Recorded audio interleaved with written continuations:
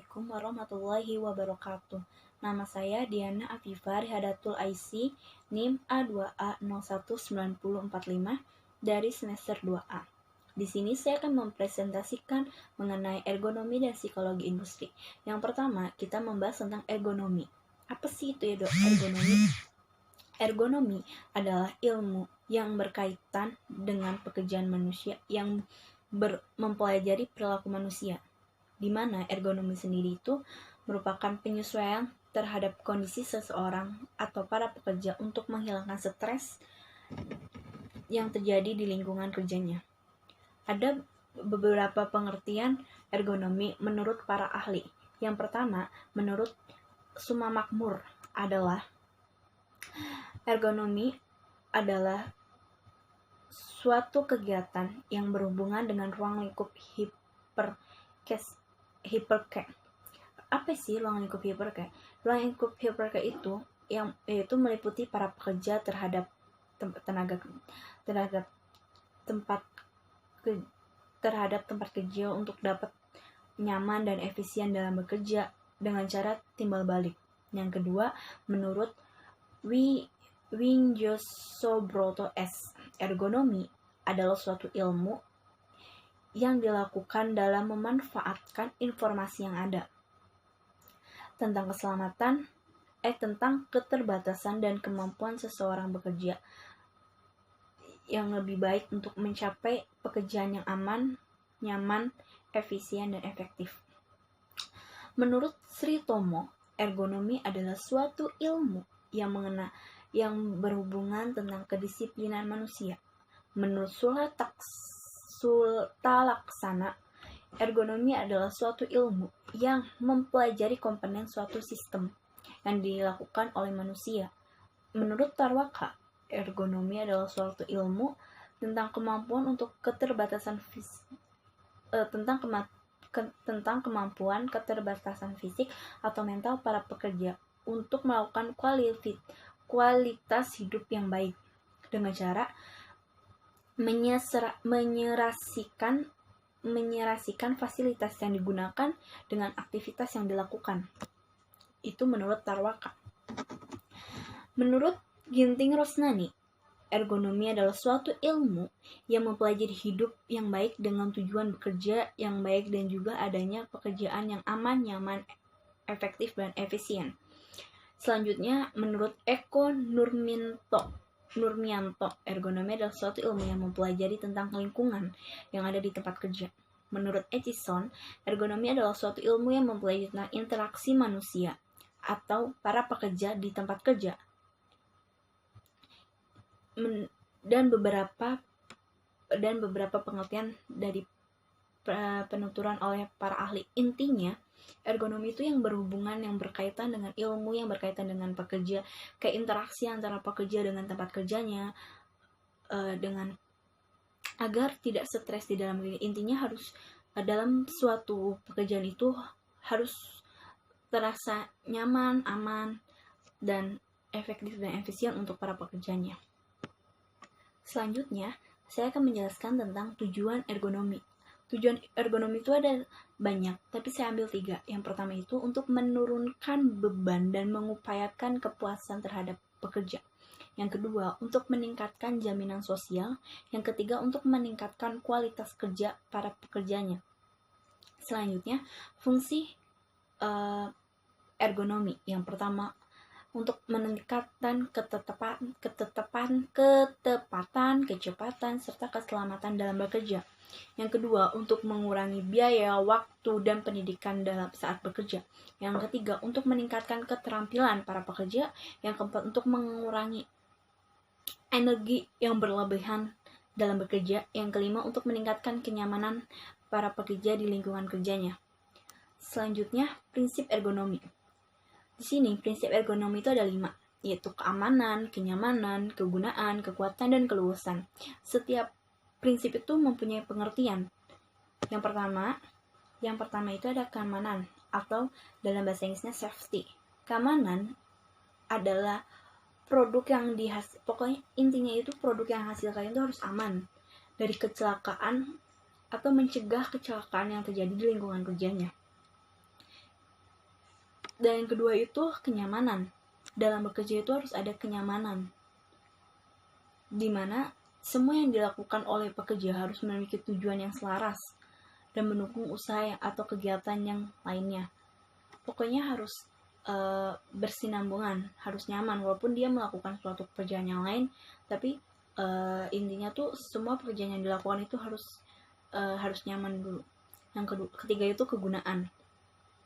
Bahwa semua produk yang dihasilkan harus memiliki kegunaan, harus berarti gitu. Dimana produk itu tuh harus memberikan manfaat kepada manusia, kepada yang membelinya. Yang keempat itu kekuatan. Setiap produk yang dihasilkan harus kuat, bahan-bahannya itu harus kuat, dimana jangan sampai setelah orang lain membeli barang tersebut atau dipakai oleh orang itu bahannya rusak, sehingga itu dapat menyebabkan kecelakaan jika dipakai sama seseorang. Yang kelima itu keluasan, dimana keluasan itu mempunyai arti untuk kondisi fisik atau kondisi kebutuhan. Kondisi dengan kebutuhannya itu harus serasi, dimana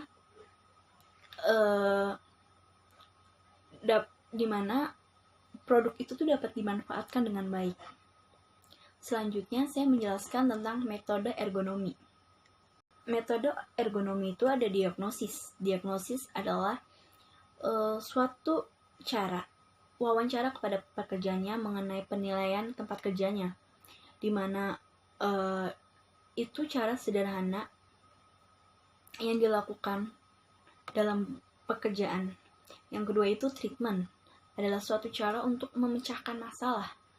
Kalau diagnosa itu baru awal terjadinya permasalahan itu, jadi harus ada penilaian gitu. Kalau kedua itu udah masuk ke memecahkan masalahnya. Yang ketiga itu follow up. Follow up itu suatu cara mengevaluasi. Setelah kita mengetahui permasalahannya, setelah kita memecahkan permasalahannya, jangan sampai permasalahan itu kembali lagi. Jadi harus ada evaluasinya. Selanjutnya ada penerapan ergonomi. Penerapan ergonomi itu yang pertama ada posisi kerja, ada proses kerja, tata letak tempat kerja, mengangkat beban. Ya, yang pertama itu posisi kerja. Dalam suatu lingkungan ergonomi industri memiliki berbagai macam posisi kerja. Ada posisi yang duduk, berdiri, semua itu terbebani oleh posisi dan berat tubuh pada saat kerja. Sedangkan itu untuk posisi duduk. Sedangkan posisi berdiri itu di mana tulang belakang, vertikal, dan berat badan seimbang. Jadi setiap bekerja itu harus ada keseimbangan dalam melakukan posisi kerja. Di mana jangan terlalu keseringan duduk bekerja. Jadi antara pekerja itu saling jadi setiap perusahaan industri itu harus seimbang gitu. Jangan satu orang harus diposisikan di tempat yang bekerja duduk terus, itu karena dapat mencelakakan, dapat mengakibatkan penyakit terhadap pekerjaannya. Jadi harus selang-seling bekerjanya. Terus yang kedua itu proses kerja. Proses kerja itu dalam industri itu meninjau pekerja dapat meninjau peralatan yang digunakan saat kerja yang sesuai dengan ukurannya. Jadi setiap postur tubuh, tinggi, berat badan gitu, setiap pekerja kan berbeda-beda. Jadi dalam bekerja itu harus diukur. Setiap alat yang digunakan itu berbagai macam. Ada yang berat, ada yang ringan, tergantung, ada yang tinggi juga. Jadi pekerja itu harus sesuai gitu dalam melakukan menggunakan alatnya. Jangan sampai dapat membahayakan dengan dia yang kecil, dia yang kurang dia yang tidak tinggi, ternyata dia memakai alat kerja yang keterbalikan dengan posisi tubuhnya. Selanjutnya tata letak tempat kerja, di mana dalam satu lingkungan ergonomi itu harus ada display yang jelas yang digunakan pada saat bekerja. Display banyak dilakukan dengan menggunakan simbol secara internasional daripada menggunakan kata-kata. Jadi setiap tempat kerja itu pasti harus mempunyai display, dimana biar pekerjanya itu tahu gitu tata letak tempat kerja, bagaimana kondisi kerjanya kayak gitu. Dimana kebanyakan menurut uh, orang itu kebanyakan kita tuh lebih paham jika menggunakan simbol daripada menggunakan kata-kata. Jadi lebih baik displaynya itu menggunakan simbol. Yang terakhir itu mengangkat beban. Dalam setiap ergonomi industri itu pasti dalam setiap industri itu pasti adanya angkat beban. Dimana jika angkat beban salah, berarti penerapan ergonominya salah. Itu membuat stres, membuat ketidaknyamanan bekerja. Selanjutnya, pengertian psikologi industri.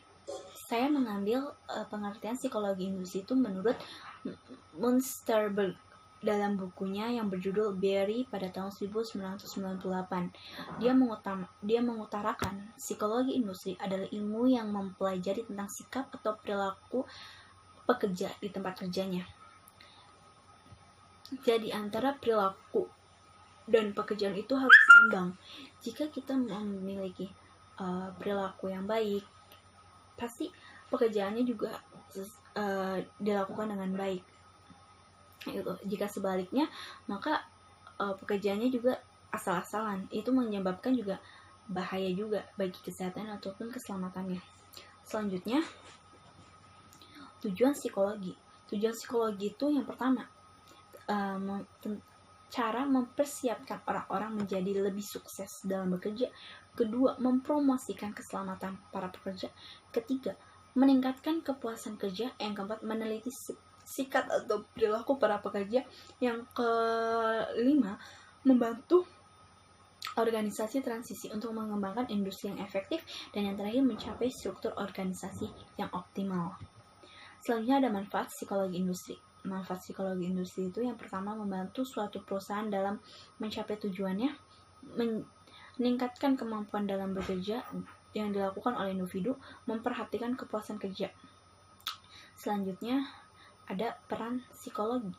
Peran psikologi itu ada 4. Yang pertama, rekrutmen dan seleksi, sikap kerja, training, dan penilaian kinerja pekerja.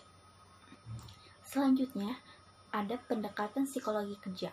Pendekatan psikologi kerja itu ada 5, yaitu pendekatan neurobiologikal, pendekatan perilaku, pendekatan kognitif, pendekatan psikoanalisa, dan pendekatan fenomenologi. Pendekatan neurobiologikal itu untuk pendekatan untuk mengaitkan perilaku seseorang yang terlihat dari impuls listrik dan kimianya di dalam tubuh, sehingga menentukan proses neurobiologikal yang berkaitan dengan perilaku dan mental seseorang. Pendekatan perilaku merupakan respon terhadap stimulus yang diterima, sehingga adanya tingkah laku yang refleks tanpa adanya kerja, sehingga dilakukannya pendekatan perilaku, di mana dikembangkan dan dilahirkan dengan pendekatan yang dipelopori oleh J.B. Watson. Yang ketiga, pendekatan kognitif. Pendekatan kognitif itu penekanan bahwa tingkah laku seseorang itu dalam proses mental yang aktif dan dapat menangkap, menilai, membandingkan, dan menanggapi stimulus yang diterimanya. Yang keempat, pendekatan psikoanalisa. Pendekatan ini dikembangkan oleh Sigmund Freud bahwa kehidupan setiap individu itu dikuasai oleh alam bawah sadarnya, sedangkan tingkah laku banyak tidak disadari oleh keinginan, impuls, dan dorongan. Jadi kebanyakan tingkah laku seseorang itu tidak disadari karena itu tuh dikuasai oleh alam. Terakhir itu pendekatan fenomenologi. Pendekatan fenomenologi ini memperhatikan karena tingkah laku dipengaruhi oleh harga dirinya dan semua hal yang menyangkut tentang menyangkut tentang aktualisasi diri yang dikaitkan dengan fenomena yang terjadi oleh individu. Jadi pendekatan ini tuh kayak semacam pendekatan yang dilakukan berdasarkan fenomena yang pernah terjadi oleh individu. Yang terakhir, saya akan membahas tentang spesialisasi psikologi industri. Spesialisasi psikologi industri itu ada psikologi personalia, psikologi konsumen, spesialis psikologi itu ada psikologis personalia, psikologis konsumen, perilaku organisasi, kesehatan dan keselamatan kerja, analisa jabatan, ergonomi, dan psikologi SDM-nya. Yang pertama, psikologi personalia. Ini membahas tentang persoalan yang terjadi di lingkungan kerja. Yang kedua itu psikologi konsumen. Psikologi ini mempelajari tentang perilaku konsumen yang terkait dengan hubungannya dengan pengambilan keputusan. Yang ketiga itu perilaku organisasi. Perilaku ini membahas tentang perilaku yang dilakukan manusia atau individu dalam suatu organisasinya. Selanjutnya, kesehatan dan keselamatan kerja. Psikologi industri juga membahas tentang kesehatan dan keselamatan kerja untuk meningkatkan performasi kinerja organisasi atau industrinya. Yang kelima, analisa jabatan. Menganalisa atau mendeskripsikan susunan jabatan dalam suatu organisasi atau industri. Yang keenam, ergonomi, yaitu membahas tentang interaksi yang dilakukan oleh manusia dan mesin di tempat kerja dan menciptakan kenyamanan dan keamanan dalam bekerja. Dan yang terakhir, psikologi sumber daya manusia, membahas tentang proses terjadinya pengembangan yang dilakukan oleh manusia baik secara individu, kelompok maupun organisasi. Sekian penjelasan dari saya. Mohon maaf bila ada kesalahan. Wassalamualaikum warahmatullahi wabarakatuh.